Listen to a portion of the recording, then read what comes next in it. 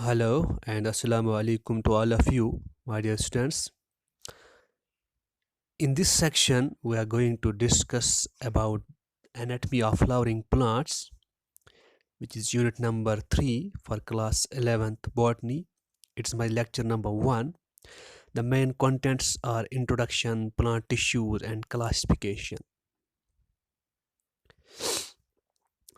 Now, as far as the anatomy branch is concerned in case of plants, it is that branch of biology which deals with the study of internal structures of an organism, that is cells or tissues. That is, anatomy is a branch of biology in which we are going to study about the internal structures of any organism. Whenever in plants we have to study about the tissues or the cellular structures in case of plants. So it's also known as the histology, branch of histology in biology.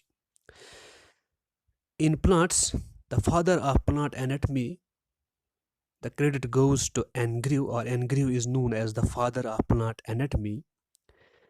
And in Indian plant anatomy, P. Jayaraman is known as the father, or the father of plant anatomy in India.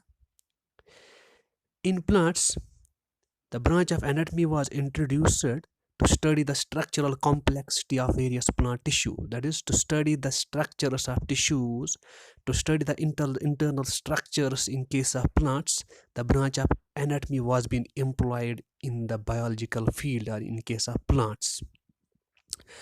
So here we need to study about tissues.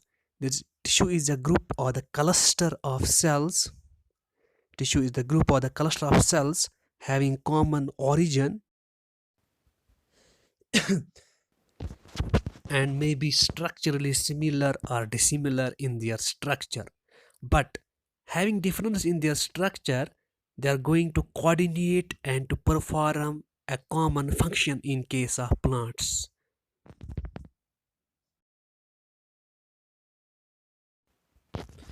Now I have a brief look of plant tissues. The plant tissues have been broadly classified into two categories. The first category is meristematic tissue and the second category is permanent tissue. The meristematic tissue have been classified first based on the origin. It has been classified into primary and secondary meristem, and then based on location it has again been classified into three categories: apical meristem, intercalary meristem, and lateral meristem. And then permanent tissue have been classified into two broad categories. The first category is simple permanent tissue, which is also known as homogeneous tissue. Homogeneous because the cells present in simple permanent tissue are similar in their structure. And then complex permanent tissue, second category, is also known as heterogeneous tissue.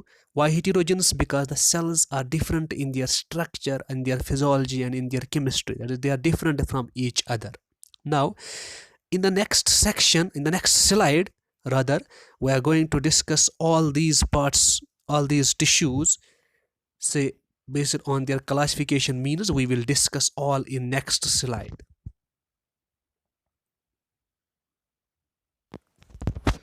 Meristematic tissue. It is a group of immature cells which are in actively dividing stage. That is, the cells which are present in the meristematic tissue, they are always present in the dividing stage. That is, they divide usually to develop new cells, a mass of cells. They usually contribute to the growth of the plants. That is, the growth and development in case of plants takes place with the help of meristematic tissue. These tissues are usually seen at the growing regions or the growing tips of plants, like in case of roots, shoots, bud, and other tip regions. These are found. The classification of the meristematic tissue, first based on its origin, the first class was primary meristem, and the primary meristem is that type of meristem which appears in early stages of plant development. The cells present in the primary meristem, they are continuously dividing cells. They are present in the growing regions, and they helps in the development of primary parts of the primary tissues such as intercalary meristem and apical meristem. In case of plants are the examples of primary meristem. Now the secondary meristem, it appears in the later stages of life in plants. That is, this type of meristematic tissue is not present from the beginning, It only develops in those plants where the secondary growth occurs. It produces secondary plant parts like secondary xylem, secondary phloem, secondary medullary rays, secondary cortex, and phyloderm, etc. These are the accessory structures. These structures are only produced in those plants which usually show secondary growth. And its example is lateral meristem and vascular cambium, because the lateral meristem is going to help in the increasing the girth or the width of the plant, and the vascular cambium helps in the development of secondary phloem and secondary xylem. Now, apical meristem. Apical meristem is present at the apical regions, and that type of meristem is called the root apical meristem because it is found on the root tip. And another apical meristem which is found on the shoot apex, that is called the shoot apical meristem, or in short form we can say SAM for shoot apical meristem and RAM for root apical meristem. In the next slide, we will discuss about apical meristems, both RAM as well as SAM. What is root apical meristem and what is shoot apical meristem?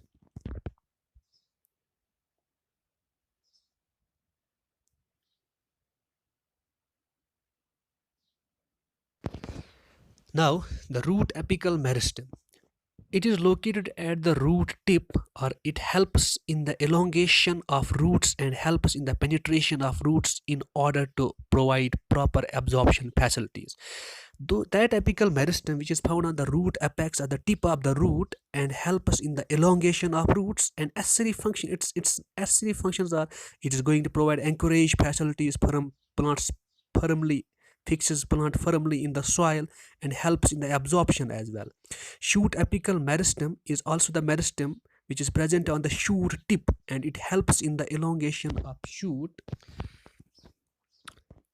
length and increases the height of plant. That is, shoot apical meristem is present on the shoot apex, the apical part at the shoot region. It helps in increasing the height of the plant and helps in the development of overall development of the plant.